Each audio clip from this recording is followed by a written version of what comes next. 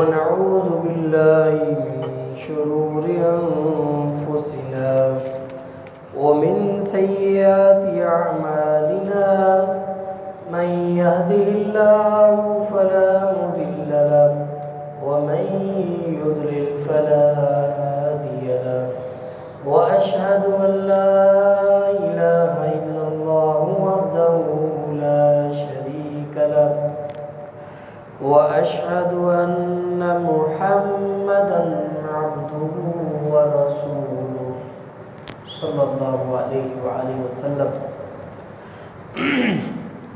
أما بعد فإن خير الحديث كتاب الله وخير الهدي هدي محمد صلى الله عليه وآله وسلم وشر الأمور محدثاتها وكل محدثة بدعة وكل بدعة ضلالة وكل ضلالة في النار.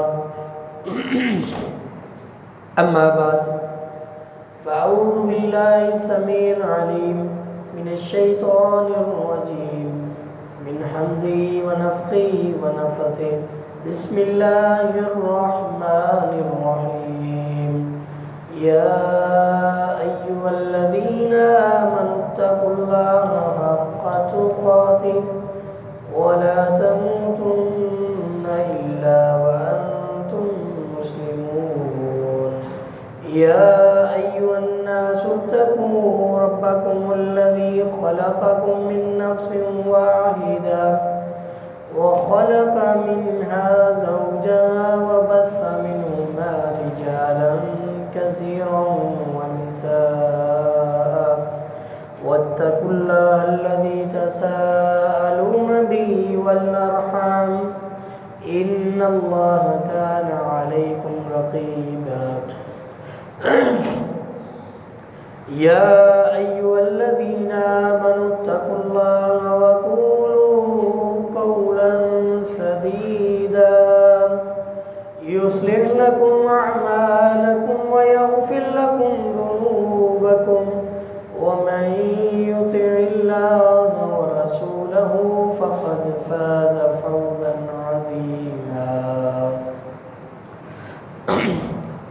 أما بعد فقد قال الله تبارك وتعالى في القرآن المجيد فبما رحمة من الله لنت لهم ولو كنت فظا غليظ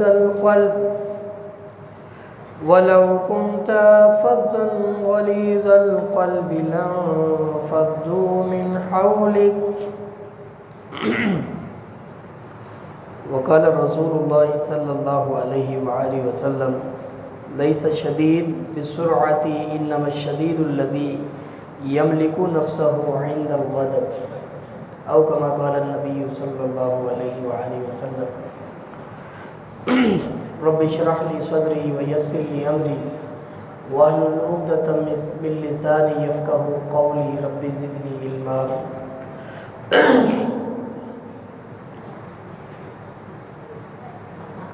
حمد و ثنا اور بڑائی تعریفات کے لائق اللہ وحدہ لا شریک کی ذات بے مثال وحدہ لا شریک، اور درود و سلام لا تعداد بے شمار جناب امام الانبیاء سید الاولین والآخرین امام الہدیٰ محمد مصطفیٰ صلی اللہ علیہ وآلہ وسلم کی ذات اقدس بابرکت کے لیے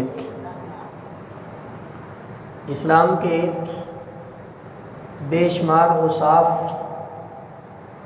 جو کوئی اس کو تمام دیگر ادیان سے ممیز اور ممتاز رکھتے ہیں.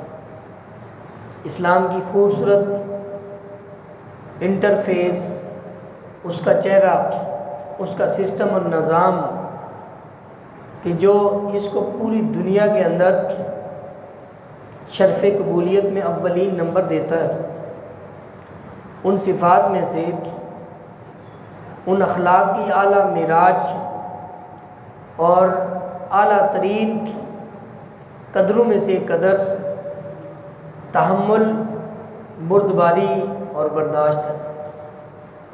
تمام انبیاء اس جور وصف سے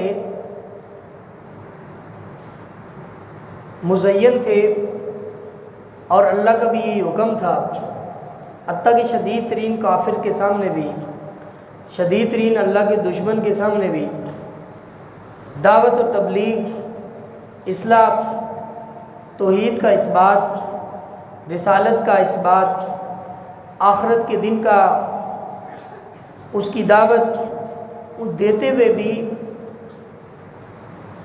تحمل، برداشت، بردباری، محبت، رفق اور حلم، یہ متعدد نام ہیں ایک ہی جور خاص۔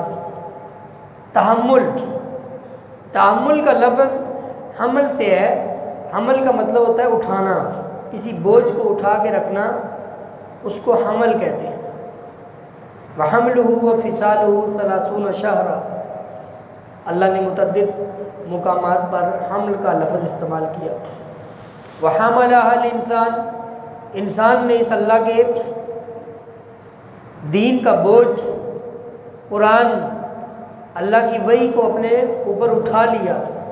تو تحمل کا مطلب ہوتا ہے کہ انسان انتہائی قسم کے غصے میں ہو، انتقامی جذبات برانگیختہ ہوں، اس کے اندر سفلی جذبات اپنی پوری انا پرستی کے اندر ہوں، اور رب کے آگے وہ جھک جائے، اپنے جذبات پہ کنٹرول کر لے، اپنے انتقام کے اوپر وہ صبر کر لے، اس کو تحمل، بردباری کہتے ہیں۔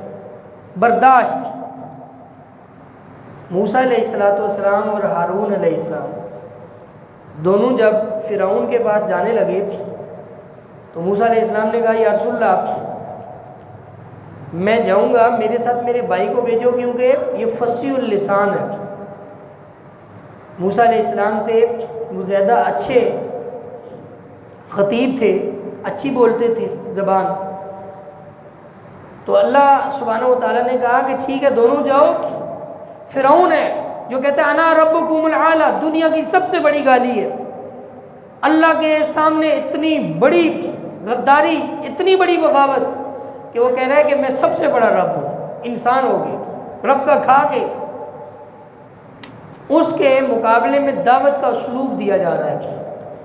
فرمایا کہ آپ دونوں جاؤ، قولا قولا لینا، دونوں نے نرم بات کرنی ہے، تأمل سے اس کی بات سننی ہے۔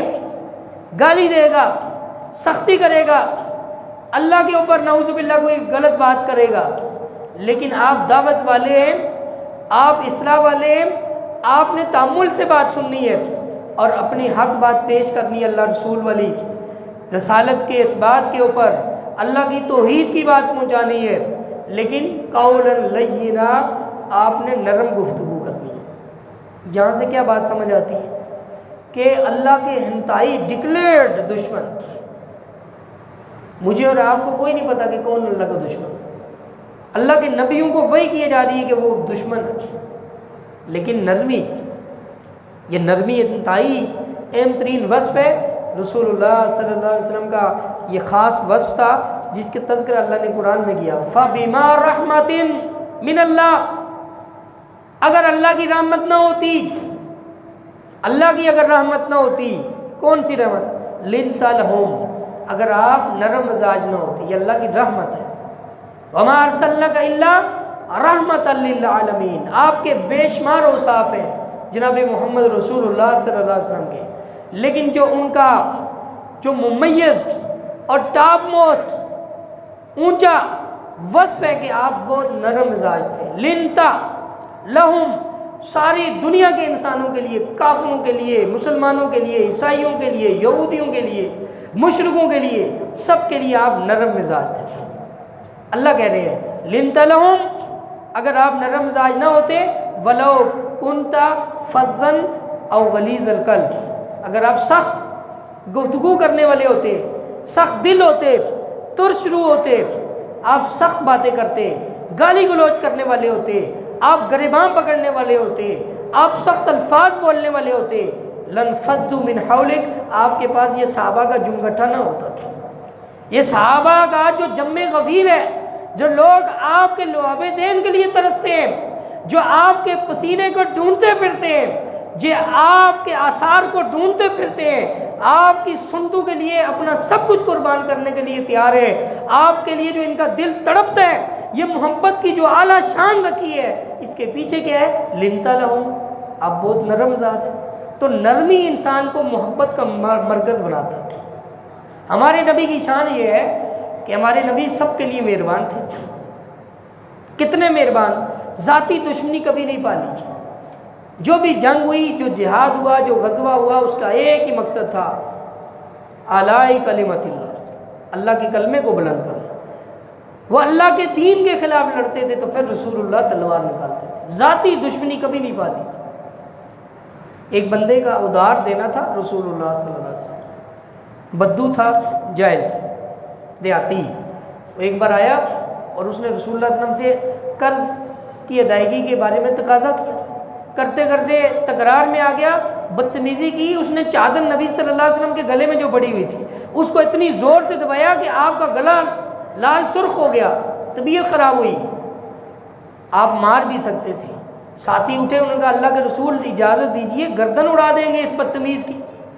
اس نے جرأت کیا کہ محمد مصطفیٰ کے اوپر ہاتھ اٹھانے کی۔ رسول اللہ صلی اللہ علیہ وسلم نے فرمایا نہیں، اس نے مجھے ادار دیا ہے، اس کا احسان ہے۔ احسان کرنے والوں کو محمد کریم صلی اللہ علیہ وسلم سزا نہیں دیتے۔ حالانکہ بدتمیزی کی اس نے رسول اللہ صلی اللہ علیہ وسلم کے ساتھ، اتنی نرمی، اسی لیے کہ نرمی کرنا اللہ کے وصف میں سے ایک وصف ہے، یہ اللہ کی صفت ہے۔ اللہ سبحانہ و تعالیٰ نے قرآن مجید میں کئی جگہ اپنی اس حلم کی جو وصف ہے اس کو ہائی لائٹ کیا، واللہ علیم حلیم، اللہ بہت خوب جاننے والا اور بہت زیادہ مہربان ہے، بہت زیادہ نرمی کرنے والا ہے۔ واللہ غفور حلیم، اللہ بہت بخشنے والا اور بہت زیادہ مہربانی کرنے والا، بہت نرمی کرنے والا ہے۔ واللہ حکیم حلیم، اللہ بہت زیادہ حکمت والا اور بہت زیادہ حلم والا۔ واللہ غنی حلیم، اللہ بہت بے نیاز، بے انتہا دینے والا اور بہت زیادہ حلم والا۔ حلم اللہ کی صفت ہے، آج مسلمانوں سے یہ صفت چھین لی گئی، آج مسلمانوں میں یہ نہیں رہی۔ یہ جو لوگ خودکشیاں کر رہے ہیں، یہ جو چھوٹے چھوٹے بچوں کے ساتھ زیادتیاں ہو رہی ہیں، یہ جو مار داڑ ہو رہی ہے، 100 200 1000 500 کے اوپر بٹوا نہیں دیا اگلے نے، اس کو ادھر ہی گولی مار دی، یہ انتہائی درجے کی سفاکیت کہاں سے آئی؟ یہ مسلمانیت سے نہیں ہے۔ اسلام کے حسین جو پہلو ہیں اس میں انسان مر رہا ہے۔ وہ تھے نا ایک غزوہ میں صحابی زخموں سے چور چور، شہادت کے مرتبے کے اوپر فائز ہونے والے، ایک نے کہا پانی پلانے والا آیا، پانی پلانے لگا تو قریب سے ایک اور کی آواز آئی، کراتے ہوئے اس نے کہا پانی، تو اس نے کہا میں پانی نہیں پیتا، اس کو پانی پلاؤ، مر رہا ہے، شہادت کے رتبے میں فائز ہونے لگا ہے، کہا مجھے پانی چاہیے، میرے بھائی کو پانی چاہیے، اس کو پانی پلاؤ۔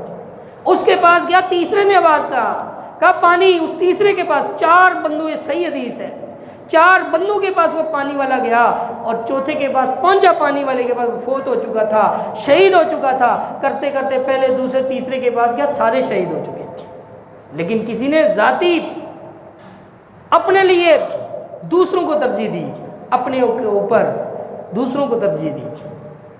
اسی لیے اللہ سبحانہ و تعالیٰ نے ان عظیم الشان جو نبی کے ٹرین شدہ شاگرد تھے، نبی کے فیض یافتہ جو لوگ تھے، جن کو انسانیت کی اعلیٰ ترین معراج پر پہنچایا محمد کریم صلی اللہ علیہ وسلم نے، ان کے بارے میں اللہ سبحانہ و تعالیٰ نے کہا، یہ مثالیں دی۔ وَيُؤْثِرُونَ عَلَىٰ أَنفُسِهِمْ وَلَوْ كَانَ بِهِمْ خَصَاصَةٌ، وہ اپنے جانوں پر دوسروں کو ترجیح دیتے۔ ادھر دیکھیں، گھر فل ہوا ہے، چھوٹی موٹی غربت ہے، پریشانیاں ہیں، مہنگائی ہے، ہزار مسائل ہیں، لیکن اس کا یہ مطلب نہیں کہ اپنے معصوم بچوں کو زہر دے دیا جائے، خودکشی کر دی جائے۔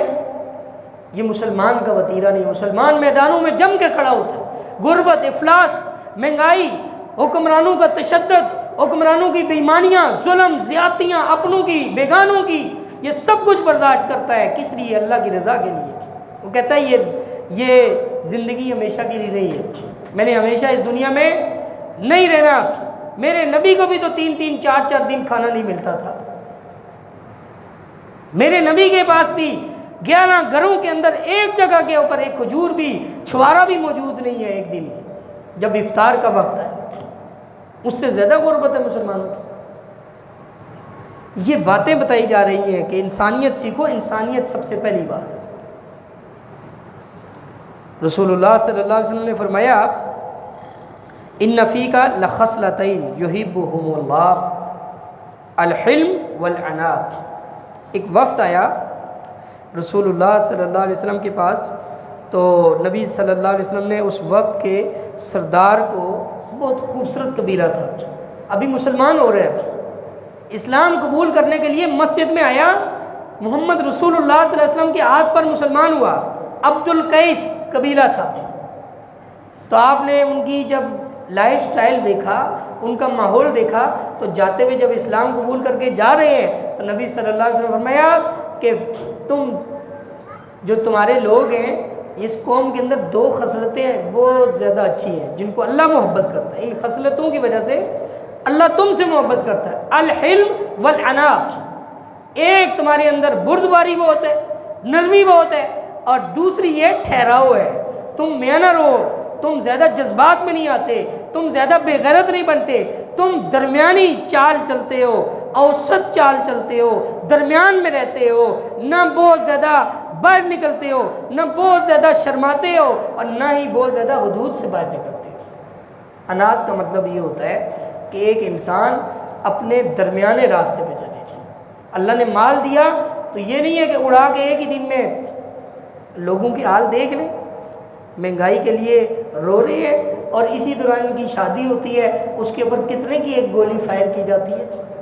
50-60 روپے کی ایک گولی فائر کرتا ہے اور ہزاروں گولیاں ہوا میں اڑا دی جاتی ہیں. ڈول باجا، ٹھمکے، مجرے،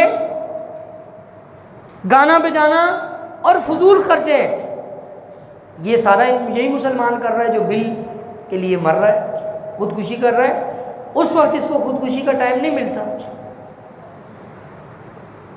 تو رسول اللہ صلی اللہ علیہ وسلم نے ان کی تعریف بیان فرمائی کہ تمہارے اندر 2 خصلتیں ایسی ہیں، یحبہم اللہ، اللہ تم سے محبت کرتا ہے. ان 2 وجوہات کی وجہ سے، ان 2 اوصاف کی وجہ سے.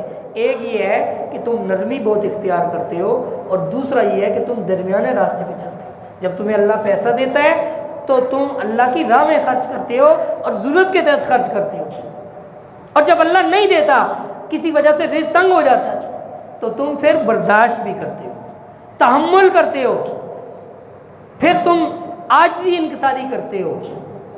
گو کہ بڑا ظلم ہو گیا ہے. اس وقت پاکستان اپنے تاریخ کے بدترین حالات سے دوچار ہے. لوگ کھانے سے مجبور ہیں، اس میں کوئی شک نہیں. لیکن کیا اس کا حل یہ ہے کہ انسان جو ہے وہ سب کچھ تباہ برباد کر دے؟ اپنے ایمان سے بھی. ایمان سب سے قیمتی چیز ہے.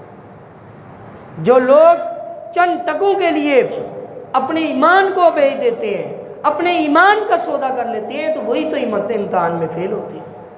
اللہ امتحان لیتا ہے. اللہ نے کہا نا قرآن مجید وَلَنَبْلُوَنَّكُمْ بِشَيْءٍ، ہم مختلف چیزوں سے تمہاری امتحان لیتے ہیں. اس میں ایک کیا ہے؟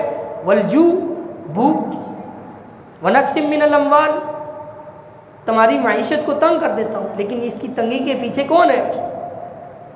اللہ کا عذاب تب آتا ہے کہ جب مسلمان ہو کے اللہ سے غداری کرتا ہے، اللہ کی بغاوت اختیار کرتا ہے.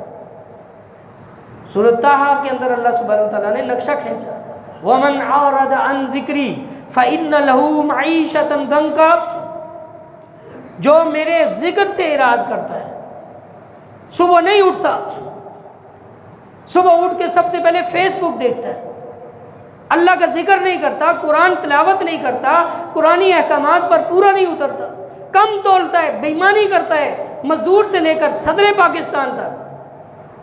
وہ صدر بیچارہ کہہ رہا ہے مجھے ڈبل تنخواہ بڑھاؤ، میری ڈبل تنخواہ بڑھاؤ. میرے خرچے پورے نہیں ہو رہے.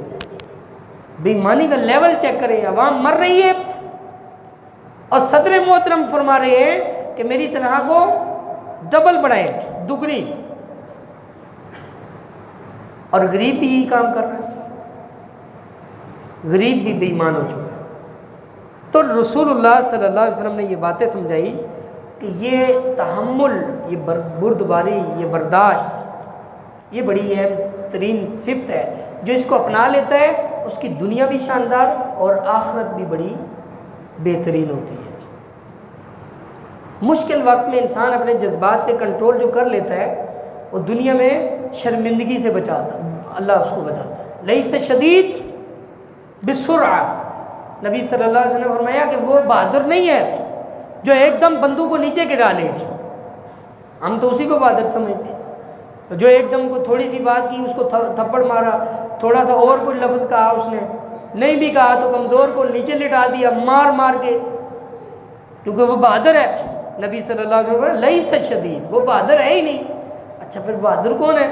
فرمایا کہ انما الشدید الذی نفسہ عند غضب, اپنے نفس کو جو کنٹرول کرتا ہے غصے کے اندر. جب غصے کا موقع ہے وہ غصہ کر سکتا ہے, انتقام کے جذبات اس کے اندر بھڑک اٹھے وہ جائز ہے, وہ غصہ کر سکتا ہے, وہ لڑنے پہ قادر ہے, اس کے پاس اتنی طاقت ہے کہ اگلے کو پچھاڑ دے, لیکن نفس کو کنٹرول کر لیتا ہے, وہ اپنے ضبط نفس کر لیتا ہے. تو فرمایا کہ یہ الذی شدید, یہ ہے بہادر, یہ بہادر ہے. غریب کو مارنے والا بہادر نہیں ہوتا. مزہ تو تب ہے کہ فرعونوں کے خلاف لڑے. اور اللہ سبحانہ و تعالیٰ نے بھی یہی نسخہ دیا قرآن مجید, ادفع باللتی ہی احسن فاذا الذی بینک وبینہ عداوۃ کأنہ ولی حمیم. نسخہ یقینی ہے. لوگ کہتے ہیں دشمنیاں میری بڑی ہو گئی ہیں, اللہ کہتے ہیں آؤ ہم تمہیں دوستی کا طریقہ بتاتے ہیں. ادفع باللتی, یہ جو ظالم تیرے ساتھ مقابلہ بازی کر رہے ہیں, تیرے دشمن جو ہے وہ تیرے ساتھ برائی کر رہے ہیں, تو نے کیا کر رہا ہے؟ ادفع باللتی, اس کا رسپانس دے, جواب دے, ہی احسن, جو سب سے بہترین طریقہ ہے. تیری روٹی بند کرتا ہے تو اس کو روٹی کھلا, اس سے اچھا کھلا. جو تجھے پانی کے گلاس کے لیے نہیں پوچھتا تو اس کے لیے دعوت کر. جو تیرے ساتھ رشتہ داری توڑتا ہے تو اس کے ساتھ جا جا کے رشتہ داریاں کر. جو تیرے گھر چل کے نہیں آتا تو اس کے ہر روز گھر جا کے. جو تجھ سے غرور اور تکبر کی وجہ سے, انا پرستی کی وجہ سے نہیں ملتا, تو اس کے لیے عاجزی کا دامن پیش کر. یہ میں نہیں کہہ رہا, یہ اللہ کے رسول صلی اللہ علیہ وسلم کو اللہ رب العالمین فرما رہے ہیں. ادفع باللتی ہی احسن, اب بہترین طریقے کے ساتھ آگے جواب دیا کریں. فرمایا کہ فاذا الذی بینک وبینہ عداوۃ, تیرے اور تیرے دشمن کے درمیان کأنہ ولی حمیم, تیرا دشمن ایسا ہو جائے گا جیسے تیرا جگری دوست ہے. تیرا بہترین دوست بن جائے گا وہ دشمن جو تیرے خون کا پیاسا ہے, لیکن تو اچھائی کر کے تو دیکھ. نبی صلی اللہ علیہ وسلم نے یہی زندگی پیش کیا, پوری زندگی یہی. جو کانٹے بچھاتے تھے ان کی راہوں میں پھول بچھائے, جو ظلم کرتے تھے ان کی مدد کی, جنہوں نے گھروں سے نکالا ان کو بھی معاف کر دیا. فتح مکہ والے دن رسول اللہ صلی اللہ علیہ وسلم 10,000 کا لشکر جرار پورے فل اسلحے کے ساتھ آپ مکہ میں داخل ہو رہے ہیں, اور مکے والے سارے گلیوں میں لائن بنا کے ہاتھ باندھ کے سر جھکا کے کھڑے ہیں. اور رسول اللہ صلی اللہ علیہ وسلم نے عاجزی کے ساتھ, آپ صلی اللہ علیہ وسلم نے غرور تکبر نہیں کیا, آپ کے صحابہ نے بھی نہیں کیا. اللہ کے رسول صلی اللہ علیہ وسلم نے بے شمار پیکے دیے. اور حدیث میں صحابی کہتے ہیں کہ ہم نے رسول اللہ صلی اللہ علیہ وسلم کو دیکھا, آپ اپنی سواری کے اوپر اتنے جھکے ہوئے تھے کہ آپ کی جو تھوڑی مبارک ہے وہ سواری کی پالان کے اوپر لگ رہی تھی, سیٹ کے اوپر لگ رہا تھا. آپ نے اتنا جھکایا ہوا تھا کہ عاجزی اور انکساری, یہ حلم ہوتی ہے, یہ رفق ہوتی ہے. اور پھر پوچھا, میں بڑے بڑے سردار کھڑے ہیں جنہوں نے میرے صحابہ کو کاٹا, میری 3 بیٹیاں مجھے جلا وطن کیا, کعبے سے دور کیا, مہاجروں پہ ظلم و زیادتیاں کی, اور بدر, اونین, تبوک اور اس طرح کے سارے جہاد اور غزووں کے اوپر مجھے مجبور کیا. دیش نکالا. کوئی تکلیف ایسی نہیں ہے جو مجھے نہ دی ہو. میری 2 بیٹیوں کو طلاق دی انہوں نے. اسلام دشمنی کی وجہ سے انہوں نے کہا محمد کو تکلیف دو. نعوذ باللہ. میرے بچے فوت ہوتے تھے تو یہ بنگڑے ڈالتے تھے, عرب بنگڑے ڈالتے تھے. رسول اللہ صلی اللہ علیہ وسلم کے 3 بیٹے فوت ہوئے تو کہنے لگے, ایک بدبخت نے کہا ابو لہب نے, ابو جہل نے, کہ نعوذ باللہ بے نسلہ ہے, نعوذ باللہ من ذالک, کہ اب نسل ہی کوئی نہیں ہے, بیٹا ہوتا ہی کوئی نہیں ہے, ہوتا ہے فوت ہو جاتا ہے, بچیاں ہی ہیں, تیری تو نسل ہی نہیں چلے گی. اللہ نے کہا انا اعطیناک الکوثر فصل لربک وانحر ان شانئک هو الابتر. جو میرے نبی کے اوپر انگلی اٹھاتا ہے, ان کی نسل کے اوپر بات کرتا ہے, وہ خود بے نسل ہے, اس کو ہم ایسا نشان عبرت بنائیں گے کہ کائنات میں قیامت تک اس کا نام لینے والا کوئی نہیں ہوگا. کوئی ابو جہل کا بیٹا ہونے کا دعویٰ دنیا میں کر رہا ہے؟ کوئی دنیا میں ابو جہل کا نام لیوا آج نہیں ہے. دنیا کا بڑے سے بڑا کافر ہے نا, مشرک ہے, وہ بھی ابو جہل کا نام نہیں لیتا. دنیا میں کوئی ہے جو ابو لہب کا ماننے والا ہو؟ مسلمان تو مان ہی نہیں سکتا نا, کوئی کافر ہی نہیں ہے. فرعون کے ماننے والے آج بھی دنیا میں ہیں. آج بھی ایک بڑا مذہب موجود ہے جو فرعونیوں کے نظریات کے اوپر ہے, اور فرعون کی لاش کا بڑا متبرک سمجھتے ہیں. مصر میں وہ ایک مذہب موجود ہے. لیکن دنیا صفحہ ہستی پہ ابو جہل کا ماننے والا ایک بھی نہیں ہے, ابو لہب کا ماننے والا ایک نہیں ہے. تبت یدا ابی لہب ما اغنی عنہ مالہ وما کسب. اللہ نے کہہ دیا کہ تیری تو ہم وہ نشان عبرت بنائیں گے کہ میرے نبی کو تو نے کہا کہ بے نسل ہے, اور اللہ کے نبی صلی اللہ علیہ وسلم کی اللہ سبحانہ و تعالیٰ نے نسل چلائی. مطلب یہ تھا کہ نبی صلی اللہ علیہ وسلم نے ان کے ساتھ کیا کیا؟ پھر طریقہ تو یہی تھا کہ ان کو ذبح کر دیتے. آج تلواریں ایسی نیام سے باہر ہوتی کہ سارے اہل مکہ کو تہ تہ کر دیا جاتا. تو کیا فرمایا؟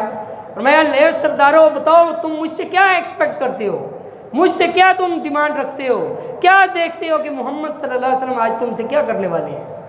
تو سر جھکا کے کہنے لگے انت حلیم و اباک حلیب. تو بھی حلیم ہے, تیرے باپ دادے بھی بڑے نرم مزاج تھے, تو ہمیں امید ہے کہ آپ اپنے بھائیوں سے اچھا سلوک کریں گے. رشتہ دار تھے. تو رسول اللہ صلی اللہ علیہ وسلم نے فرمایا لا تثریب علیکم اليوم. تو پھر سن لو, حلیم کا اعلان ہے, محبت اور پیار والے کا اعلان ہے, نرم دل کا اعلان ہے کہ فرمایا لا تثریب علیکم اليوم, آج کے دن تم پر کوئی سختی نہیں ہے, سب آزاد ہو جاؤ, کسی کو نہیں ماریں گے ہم. 2-3 بندوں کو ہم نہیں چھوڑیں گے. 2-3 بندوں کا جرم کوئی ایسا تھا کہ ان کو مارنا ضروری تھا. تو فرمایا کہ اگر کعبہ کے پردوں کے اندر بھی لپٹے ہوئے ہونا, بیت اللہ میں امن تھا. نبی صلی اللہ علیہ وسلم فرمایا آج جو بیت اللہ میں چھپ جائے اس کو بھی امن دیں گے, جو دروازے کو بند کر کے اندر چلا جائے اس کو بھی نہیں کچھ کہیں گے, اور جو ابو سفیان کے گھر میں چلا جائے اس کو بھی کچھ نہیں کہیں گے, اور جو اسلحہ پھینک دے اس کو بھی کچھ نہیں کہیں گے. کسی کو بھی نہیں مارا گیا, سب نے اسلحہ پھینک دیا, سب دروازے کے اندر چلے گئے, سب جو تھوڑے بہت بیت اللہ کے اندر چلے گئے. اور میں 2 ابن خطل اور ایک بندہ اور ہے, اس کو نہیں چھوڑنا. ان کو خالد بن ولید رضی اللہ نے, واقعی وہ کعبہ کے پردوں کے اندر لپٹے ہوئے تھے اور وہاں دائیاں مار رہے تھے, نبی صلی اللہ علیہ وسلم کے حکم پر قتل کر دیا گیا, کیونکہ وہ گستاخ رسول تھے, وہ شاعری کرتے تھے, اور رسول اللہ صلی اللہ علیہ وسلم کی ازواج مطہرات کے بارے میں بکواس کرتے تھے, عشقیہ شاعریاں کرتے تھے نبی کی. آج بھی ہمارے بدبخت کرتے ہیں اور وہ اپنے آپ کو مسلمان کہتے ہیں. نبی کی ازواج کے اوپر انگلیاں اٹھاتے ہیں. ان کے دل میں کوئی تھوڑی غیرت ہے, کوئی رحم ہو, کوئی رفق ہو, کوئی نبی والا اسوہ ہو. دنیا میں ان کو کوئی خاتون نہیں ملی, اور وکٹوریا کی عزت کرتے ہیں بدبخت. وہ گوروں, کافروں, مشرکوں کی عورتوں کی عزت کرتے ہیں. ان کو دنیا میں تبرے کے لیے ملے تو محمد مصطفیٰ صلی اللہ علیہ وسلم کا گھر ملا ہے. یہ بہت سوچنے والی بات ہے. اللہ سبحانہ و تعالیٰ کہتے ہیں یا ایھا الذین آمنوا اصبروا وصابروا ورابطوا واتقوا اللہ. کہ ایمان والو صبر کیا کرو اور استقامت, حلم, بردباری, برداشت سے کام لیا کرو, اور مورچہ زن ہو جو اسلام کی حدود کے اوپر پیرا دو. واتقوا اللہ, اللہ سے ڈر جاؤ. لعلکم تفلحون, تاکہ تم پر کامیابی کا سرٹیفکیٹ جاری کیا جائے. کیا کہا رہا ہے یہاں؟ 2 لفظ ایک جیسے ہیں. یا ایھا الذین آمنوا اصبروا وصابروا، دیکھیں صبر دونوں طرف ایک ہی استعمال ہوا ہے، ایک میں تھوڑا وزن تبدیل ہوا ہے، سیگا لفظ کا وزن چینج ہوا ہے، صبر، اصبروا صبر کرو، وصابروا اور تحمل اختیار کرو۔ پہلے والے کا معنی یہ ہے، مفسرین نے یہ کیا، اصبروا کا مطلب ہے کہ ڈٹ جاؤ، اللہ رسول کے دین کے اوپر ڈٹ جاؤ، اور دوسرے صابروا کا مطلب ہے کہ جب ڈٹو گے تمہیں تکلیف آئے گی، تو تکلیف کے جواب میں کیا کرنا ہے؟ آپے سے باہر نہیں ہونا، وابڈا کا دفتر نہیں چلانا، پارلیمنٹ ہاؤس نہیں چلانا، میٹرو اسٹیشن نہیں چلانا، اپنے اسکول کالج اپنے بینک نہیں چلوانے، مالش کرنی ہے تو M N A M P A جب ووٹ لینے ہیں تو اس کی کرو، اس میں ہاتھ ڈالتے ہو تم، چودھری صاحب بلے بلے، راجہ صاحب بلے بلے، اس وقت تو تم نعرے مارتے ہو، ان کے گاڑیوں کے آگے لیٹنے اپنے لیے فخر سمجھتے ہو، اور وہ جا کے پارلیمنٹ میں یہ تمہارے لیے انعامات اور اکرامات کی بارش کرتے ہیں، تو اس وقت تم جلانے کے لیے آتے ہو تو جا کے بینک چلاتے ہو۔ اور میں اصبروا وصابروا، ڈٹ جاؤ اور حق کے ساتھ کھڑے ہو جاؤ اور ظلم اور زیادتی نہ کرو، تحمل، بردباری، بل اس بدبخت میں جائے وہ گھومت رہے اور زہر اپنے بچوں کو دے رہا ہے۔ کیسی بہترین چال ہے شیطان کی، 4 بچوں کو زہر دے دیا، بیوی کو زہر دے دیا، خود کن پٹی پہ پستول رکھ کے مار دیا اپنے۔ یہ ہے تحمل سے دوری۔ سبزی کا کیا ریٹ ہے؟ یہ والی کس طرح، یہ والی 2 بار پوچھو، تیسری بار وہ لڑنے کے لیے آ جاتا ہے کہ گویا اس کے مزاج نازک کے اوپر ہم نے ایٹم بم گرا دیا۔ بھائی گاہک کا حق ہے، کوئی ایک چیز کو جب تک سودا نہیں ہوتا وہ اس کی جان پٹک کر لے، چھان پٹک کے بعد وہ سودا طے کرے، وہ جتنی مرضی پر ریٹ پوچھے، نہیں دینا اس کو کہو کہ بھئی اگلی پہ چلے جاؤ۔ گریباں، مار کٹائی، یہ ہماری عوام میں اس کو بہت اچھی صفت سمجھا جاتا ہے، چھوٹی سی بات نہیں ہوئی بغیر تحقیق کے۔ یا ایھا الذین آمنوا اذا جاءکم فاسق بنبأ فتبینوا، ایمان والو ہر بات پہ عمل نہ کیا کرو، اس کی انویسٹیگیشن کر لیا کرو۔ ایک قوم کے بارے میں ایک بندے نے آگے بتایا، یا رسول اللہ انہوں نے تو یہ کر دیا، انہوں نے اسلام کے بارے میں یہ کہا۔ تھوڑی دیر کے بعد نبی صلی اللہ علیہ وسلم کی اپنی ایجنسی تھی، ایک تو ایجنسی آپ کی وہی ہے قرآن، جب تک وہی نہیں آتی رسول اللہ علیہ وسلم اسباب کے تحت اپنے آپ نے فوج کے اندر چند لوگ رکھے ہوئے تھے جو آپ کی رپورٹ پہنچاتے تھے، پہنچائی رپورٹ، کہا وہ قوم تو کوئی باغی نہیں ہے، یہ تو جھوٹ بولا اس بندے نے۔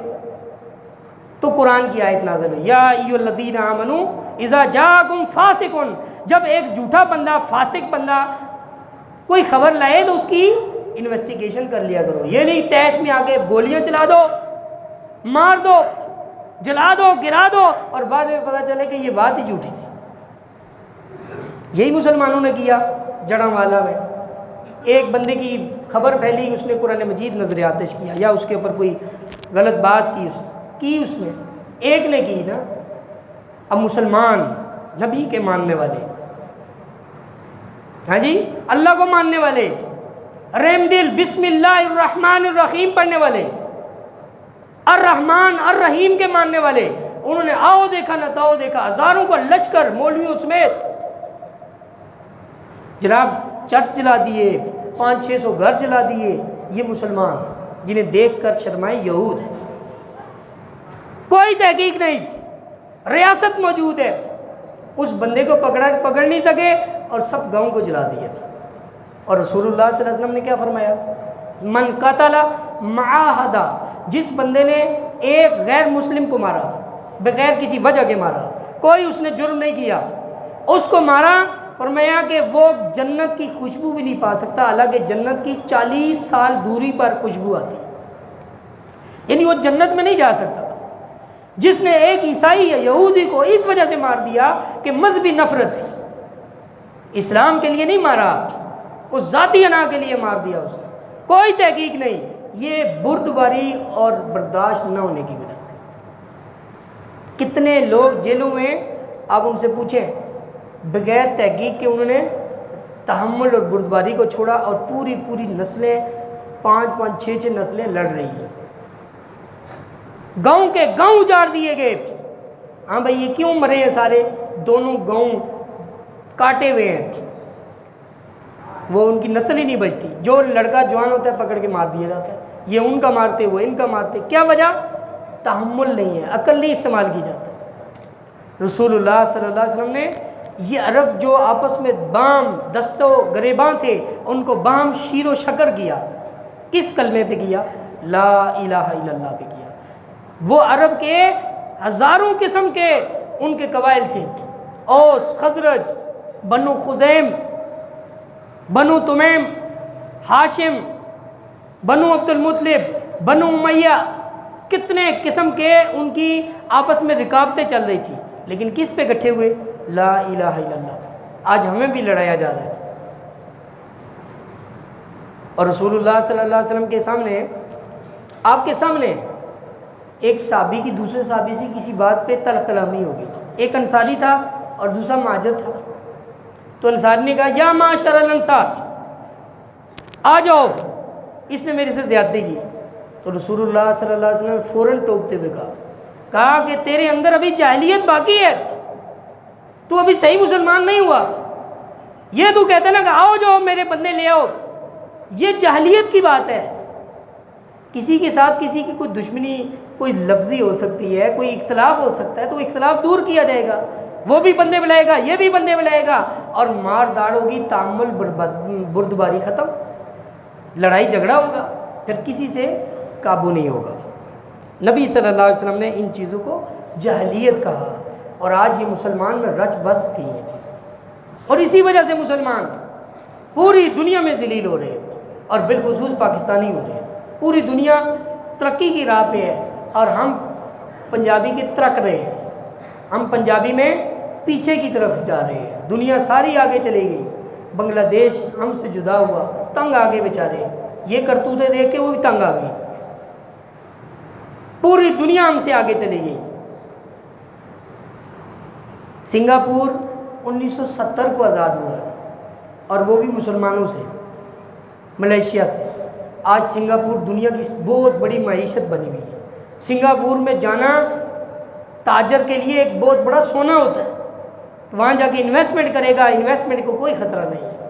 اور یہاں تک 500 روپیہ لے کے ہم جناب نہیں جا سکتے کہ رستے میں گوری ٹاؤن تک, کیا پتہ واپس بھی آئیں گے نہیں, 500 کی وجہ سے مارے جائیں گے. کوئی خاتون محفوظ نہیں ہے, کسی کا بٹوا محفوظ نہیں ہے, کسی کا موٹر سائیکل محفوظ نہیں ہے, کسی کی بجلی محفوظ نہیں ہے, کسی کے گھر کے برتن محفوظ نہیں ہے, کسی کی عزت آبرو محفوظ نہیں ہے. ہم کیا ہیں؟ ہم سب سے پہلے مسلمان ہیں. آج کل تو لوگ بجلی کا ہی کلمہ پڑھ رہے ہیں. جس سے پوچھو نماز پڑھی ہے, مولوی صاحب بجلی کا بل زیادہ آیا ہوا ہے. بھائی اسکول کی فیس آپ نہیں دے رہے, وہ بل بہت آیا ہوا ہے.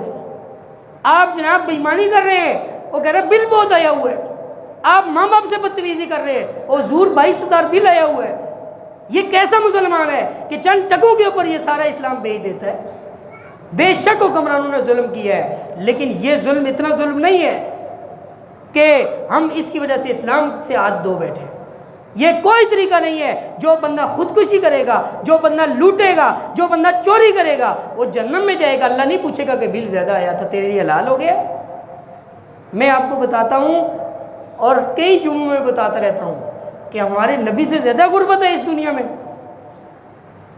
اللہ کے بندو, ان صحابہ کی حالت جو تھی وہ آج ہم تصور بھی نہیں کر سکتے.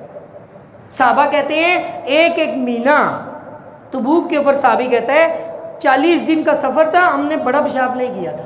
اب بتاؤ, یہ کوئی فضائل اعمال کی حقائق نہیں سنا رہا, تو ضعیف روایت نہیں ہے, صحیح روایت ہے. اور پھر ہمیں پیشاب آتا تھا مینگنیوں کی طرح. حدیث میں ہے, صحابی کہتا ہے مینگنیاں دیکھی ہے نا بکری کی, خشک, یعنی ہمیں کچھ کھانا پیٹ میں جائے تو پیشاب کرے. غربت افلاس, کھجور اور چھوارے کے علاوہ کوئی چیز نہیں تھی. پانی بھی صاف نہیں تھا, منرل واٹر نہیں پیتے تھے, جوڑوں سے پانی پیتے تھے. گندا کتلا پانا جو آج تھر پار کر کے اور سندھ کے لوگ پی رہے ہیں, پنجاب اور جنوبی اور مشرقی پنجاب آئندرو پی رہا ہے. درے ستلج بفر گیا ہے. انڈیا نے جاریت کی, حکمران مزے لے رہے ہیں لندن میں جا کے, یہاں نوکری کر کے چلے گئے. اور پورے پورے دیہات تباہ ہو گئے، چاول کی فصلیں تباہ ہو گئی ہے، گندم کی فصلیں تباہ ہو گئی ہے، مکئی کی فصلیں تباہ ہو گئی ہیں، پورا اور یہ 5-6 سال تک زمینیں برباد ہو گئی۔ وہ پورے شہر لودھنا، باول نگر، یہ ساری بیلٹ جو پاکستان کی ہندوستان کے ساتھ لگنے والی